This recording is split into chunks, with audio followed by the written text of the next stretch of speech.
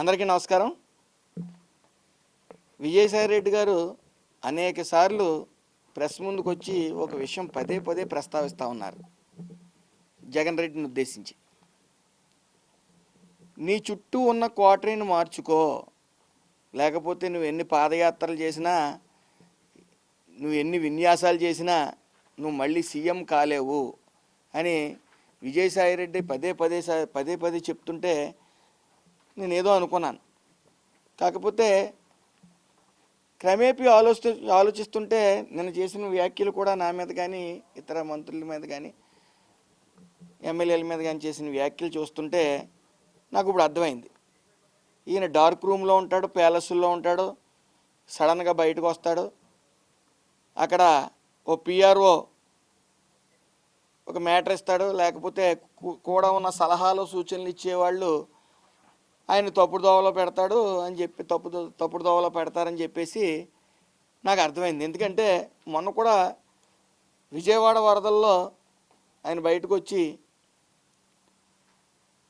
బుడమేరు నది పొంగు పొరిలింది, గేట్లు ఎత్తేసారని విచిత్రమైన వాయిస్ వినిపించాడు ఆయన. అది నదో తెలియదు, ఆయనకు వాగో తెలీదు. ఆయన రాసిచ్చాడు, ఈయన చదివేశాడు. ఆ రోజు వచ్చి మళ్ళీ బాటిల్స్ పంచిపెట్టాడు, ప్రభుత్వం ఇచ్చి బాటిల్స్ ₹1 ప్రకటించాడు ఆయన. మళ్ళీ అది ఎవరికి ఇచ్చారో తెలియదు. తర్వాత ఆ సీన్ కట్ చేస్తే అంతకుముందు కూడా మగవాళ్ళ అందాల గురించి మాట్లాడే పులివెందుల ఎమ్మెల్యే గారిని కూడా చూసాం. కొడాల నాని అందంగా ఉంటాడని అసూయ, వంశీ అందంగా ఉంటాడని అసూయ పడిపోతున్నారు చంద్రబాబు నాయుడు గారుని లోకేష్ గారు అని చెప్పడం జరిగింది. ఆ పిఆర్ఓని మార్చండి అయ్యా బాబు. చుట్టూ ఉన్న క్వార్టరీ అంటే నీకు సలహాలు సూచనలు నీకు రాసిస్తారు కదా, అది పిఆర్ఓ రాసిచ్చి పిఆర్ఓని మార్చుకోండి. నిన్న మాట్లాడుతూ ఉన్నారు మీరు,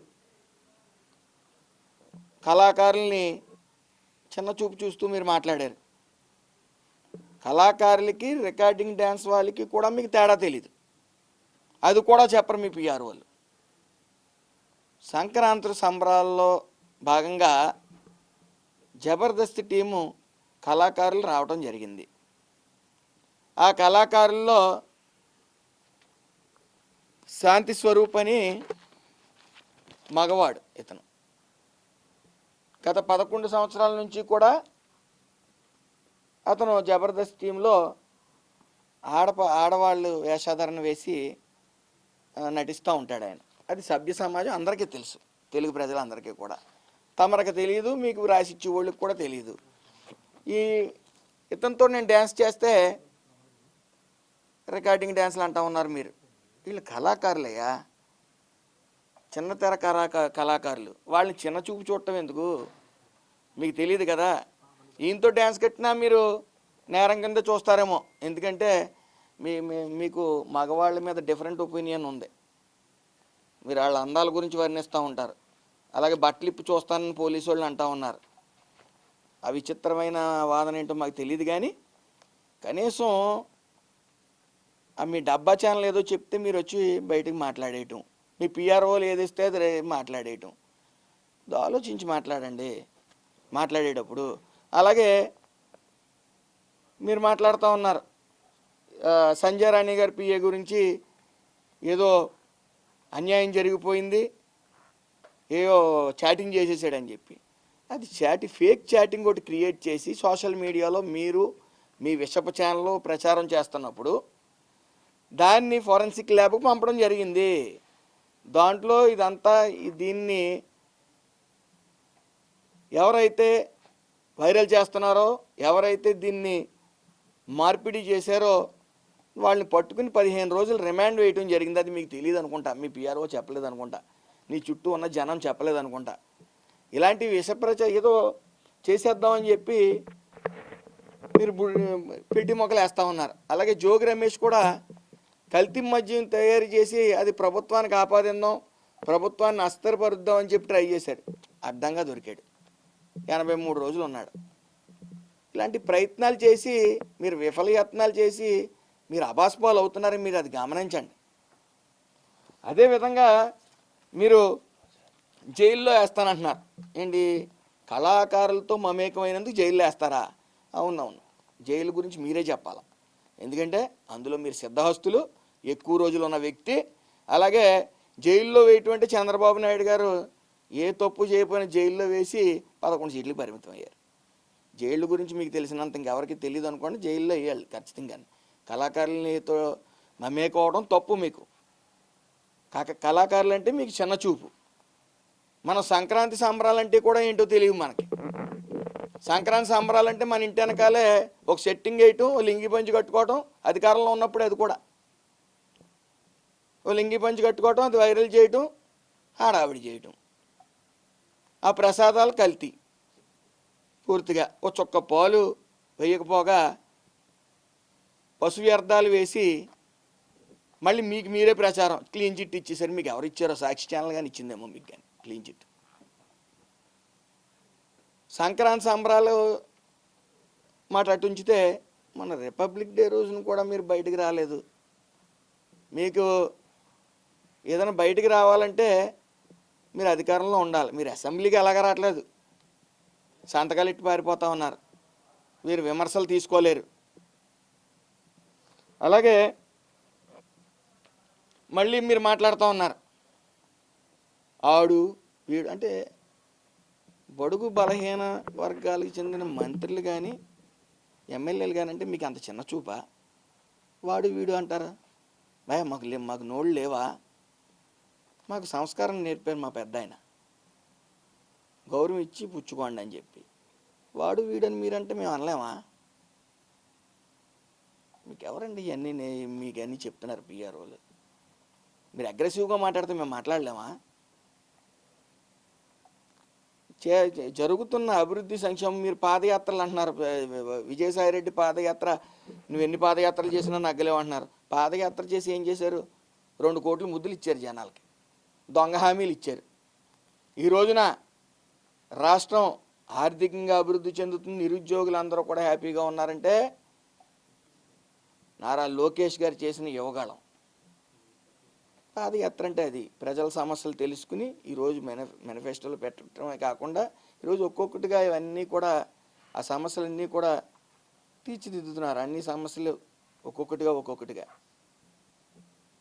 మీకు అవగాహన ఉండదు. ఎక్కడో కోటల్లో ఉంటారు, డార్క్ రూముల్లో పబ్జీ ఆడుకుంటా. సడన్గా వస్తారు, ఆడేదో రాస్తాడు మీ పిఆర్ఓ, లేకపోతే మీకు సలహాలు సూచనలు ఇచ్చేవాళ్ళు, అవి మాట్లాడేస్తూ ఉంటారు. ఏదేమన్నప్పటికీ మీరు కొద్దిగా అవగాహన తీర్చుకుని పిఆర్ఓలు 2 3 పెట్టుకుని మాట్లాడవలసిందిగా నా కోరిక. అదే విధంగా మళ్ళీ సంక్రాంతి వస్తుంది, మళ్ళీ సంవత్సరం సంక్రాంతి వస్తుంది. రంగరంగ వైభవంగా సంక్రాంతి సంబరాలు చేస్తాం, కళాకారులను పిలుస్తాం, వాళ్ళతో మమేకం అవుతాం, ఎట్ ద సేమ్ టైం ప్రజలతో మమేకం అవుతాం. మళ్ళీ ఆ వీడియోలు పట్టుకుని మళ్ళీ మీరు మాట్లాడండి. స్టే ట్యూన్డ్, మీరు అలా చూస్తూ ఉండండి. కళాకారులతో ప్రజలతో మమేకం అవటంలో తప్పుని వెతికిన మిమ్మల్ని ఏమనాలో కూడా నాకు అర్థం కావట్లేదు. కాబట్టి ఈ మగవాళ్ళని, అందంగా ఉన్న వాళ్ళని వర్ణించడం, మీ ఇంటి వెనకాల సెట్టింగ్లు వేసుకోవటం, రిపబ్లిక్ డే రోజున బయటికి రాకపోవటం, సంక్రాంతి సంబరాల్లో అంటే అధికారంలో ఉంటేనే మీకు పండగలు గుర్తొస్తాయా? అసలు తెలుగు పండగల మీద మీకు అంత చిన్న చూపు ఏంటో నాకు అర్థం కావట్లే. ఎక్కడికి వచ్చారు మీరు?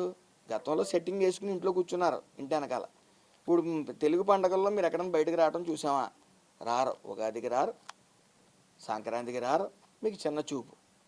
ఆ చిన్న చూపు వల్లే ఈరోజు ప్రసాదాల నాణ్యత లేకుండా పంచిపెట్టి చొక్క పాలు లేవు, నెయ్యి కల్తీ నెయ్యి, మళ్ళీ మీకు మీరే క్లీన్ చిట్ ఇచ్చేసుకుని మీరు ప్రచారం చేసేసుకోవటం. మారండి అయ్యా బాబు. మీరు గౌరవం ఇస్తే మేము గౌరవం మళ్ళీ తిరిగి ఇవ్వడం జరుగుతుంది. బడుగు బలహీన వర్గ నేతల్ని, మంత్రుల్ని వాడు వీడు అని సంబోధిస్తే దాని వెర్షన్ సేమ్ మీకు రిఫ్లెక్ట్ అవుతుందని తెలియజేసుకుంటూ అందరికీ నమస్కారం.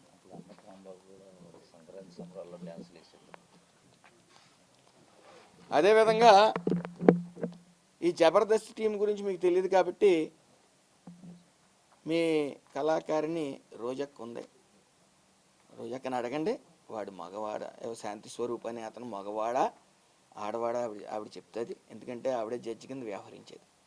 అలాగే మీరు మీ రోజక్క కానీ ఆ రకరకాల విన్యాసాలు రికార్డింగ్ డ్యాన్స్ 5 ఏళ్ళు చేశారు కాబట్టే ఆ రికార్డింగ్ డ్యాన్సులు చూసే జనాలు మీకు 11 సీట్లు ఇచ్చారు. సంక్రాంతి సంబరాలకి కళాకారులకి రికార్డింగ్ డ్యాన్సులకి తేడా తెలియని మీకు ఏం చెప్పినా వేస్టే. మీకు తెలుగు పండగల మీద తెలుగు దేవుళ్ళ ప్రసాదాల మీద మీకు చిత్తశుద్ధి ఉండదు, శుభ్రత మీద కానీ చిత్తశుద్ధి ఉండదు. మీరు డిక్లరేషన్ ఇవ్వకుండా పైకి వెళ్ళిపోతారు. మీరు ఏం చేసినా చెల్లుతుంది అనుకుంటున్నారు. కాబట్టి మీ గురించి మీ పిఆర్ఓల గురించి మీ చుట్టూ ఉన్న క్వార్టర్ గురించి ఎంత తక్కువ మాట్లాడుకుంటే అంత మంచిదని నేను భావిస్తూ, ఏదైతే విజయసాయి రెడ్డి గారు మీకు పదే సలహాలు సూచనలు ఇస్తున్నారో కనీసం మీ వైఖరి చూసి పారిపోయి బయటికి వెళ్ళి ఆయన్ని మిమ్మల్ని విమర్శిస్తున్నాడో ఆ విమర్శలు తీసుకోండి, మీరు బాగుపడతారు. అలాగే 1 సంతకాలు 1.5 సంతకాలు మీరు పెట్టించక్కల్లా, మీరు అసెంబ్లీకి వస్తే 5 కోట్ల మంది జనం చూస్తారు. కాబట్టి మీరు పీస్ ఆఫ్ మైండ్ కొద్ది యోగా లాంటి మీరు మీ కార్యకర్తలు యోగా మెయింటైన్ చేయండి, ఖచ్చితంగా మంచి ఆలోచనలు వస్తాయి, మీరు మారతారు. అందుకే మీలాంటి వాళ్ళ కోసమే విశాఖపట్నంలో యోగా నిర్వహించారు. మీ ఆలోచనలు మారతాయి. ఒక్క ఛాన్స్ అన్నారు, ఒక్క ఛాన్స్ ఇచ్చారు. ఇచ్చిన తర్వాత మళ్ళీ ఇంకో ఛాన్స్ ఎవరు మీకు. మీ పరిపాలన అంత అందంగా ఉంది. అందరికీ నమస్కారం.